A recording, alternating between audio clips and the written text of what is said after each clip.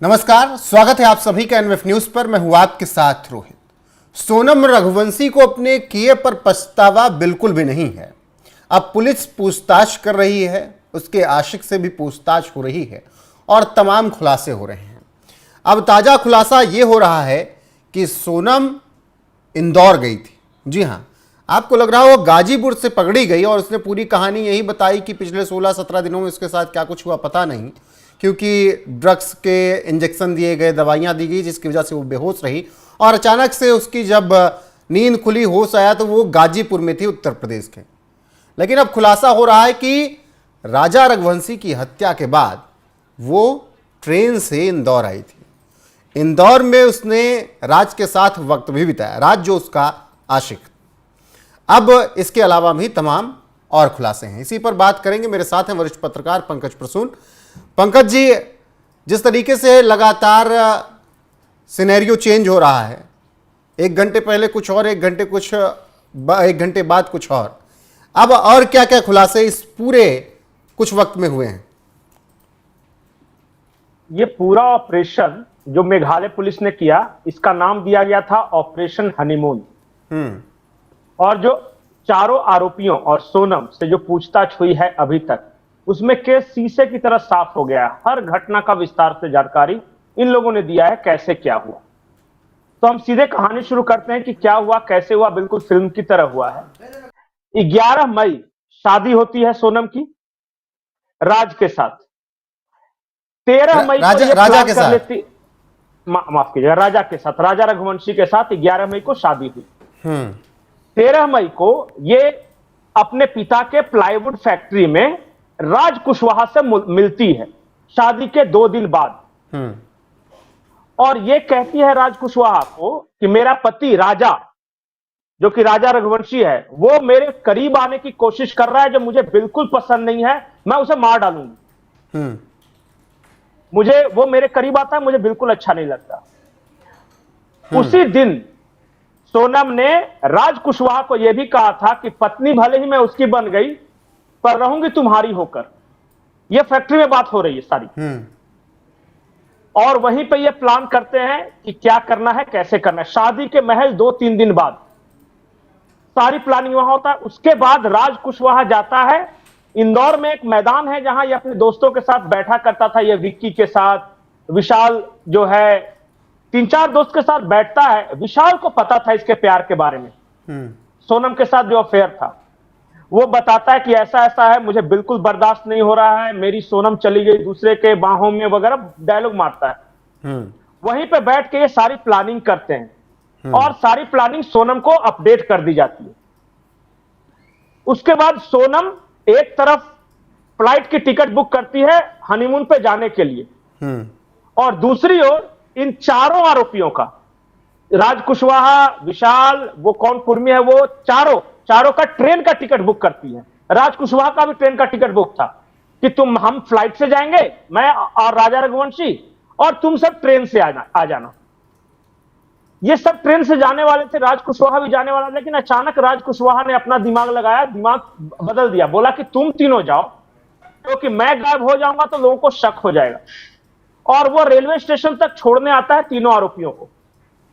तीनों जाते वक्त राज कहता है कि पैसे की चिंता मत करना, काम हो जाना चाहिए।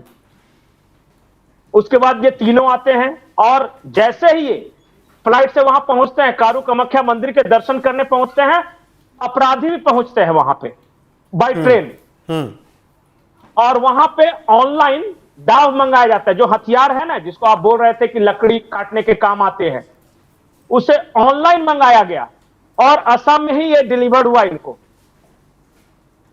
और वहां से सोनम राज को लेकर इस तरह जिद करके जाती है मेघालय। वो कहती है कि पिछले साल मैं अपने मम्मी पापा के साथ आई थी और बहुत अच्छा नजारा है, बहुत एकांत है, हम क्वालिटी टाइम व्यतीत करेंगे। और किस तरह उसको परस्यू करती है, मनाती है कि चलो तुम मेघालय चलो।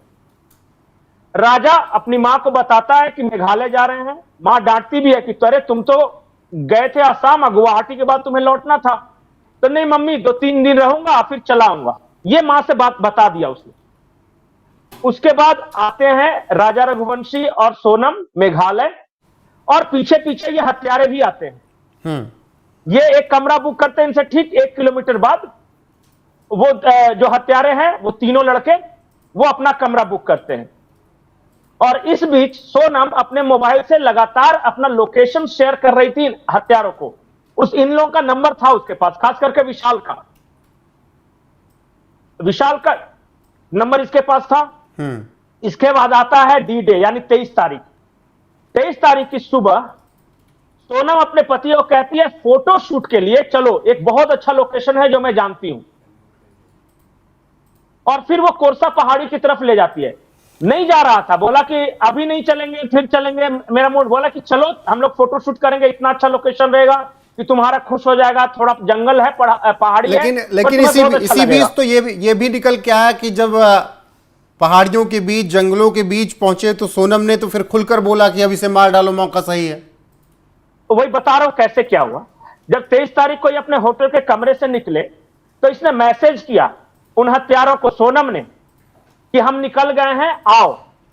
और ये जब जा रहे थे रास्ते में तो वो फिर तीनों मिले। पहली बार राजा ने तीनों को वहीं पे देखा और हिंदी में बात की। तो गाइड जो था ना, वो जहां पे ये मिले थे बगल में ही गाइड खड़ा था वो, और उसने देखा हिंदी में बात करते हुए। हालांकि उसे समझ में नहीं आया कि क्या कहा, लेकिन फिर कुछ देर यहां बात करने के बाद सब आगे बढ़ने लगे। सोनम ने क्या किया कि मैं थकी हुई हूं, चढ़ नहीं सकती, मैं धीरे धीरे चढ़ूंगी, ये कहते हुए राज के पीछे चलने लगी। और वो जो तीनों हत्यारे हैं वो राज के आगे थोड़ा सा चल रहे थे। अचानक जब चढ़ रहे थे तो जो स्पॉट आया, क्राइम जहां पे हुआ था, वहां पे सोनम ने देखा कि सुनसान है, चारों तरफ देखा है कोई नहीं है। तो अचानक पीछे से चिल्लाती है जोर से कि मार डालो। और जैसे ही मार डालो की आवाज होता है, वो विशाल के पास वो डोब था, चॉपर, वो निकालता है और राज पे उछल के वार करता है पीछे सर की तरफ। राज कुछ समझ पाता, वो अचानक गिरने राजा पे वार करता है। राजा जैसे ही समझ पाता, तब तक वो जो बाकी दो साथी थे वो कंट्रोल में लेते हैं उसको, और फिर लगातार 2 बार और होता है उस पे। और सोनम बगल में खड़ी होकर देख रही है। जब ये घायल तड़प रहा है तो अचानक उन हत्यारों का दिल बदला, बोली कि हो गया, चलो इसको फेंक देते हैं। तो सोनम इनको कहती है कि बिल्कुल कंफर्म करो कि मर गया है और मैं पैसे दूंगी, अभी बीच में मत छोड़ के भागो। जब पूरी तरह वो मर गए तब ये सब ले जाके उसको फेंकते हैं घाटी में। और फिर सोनम अपने कपड़े, जैकेट जो है जहां पे वो आया था ब्लड स्टेन, वहां पे वो फेंकती है। और उसके बाद बिना जैकेट के ये लौटती है होटल जहां पे ये रुके हुए थे।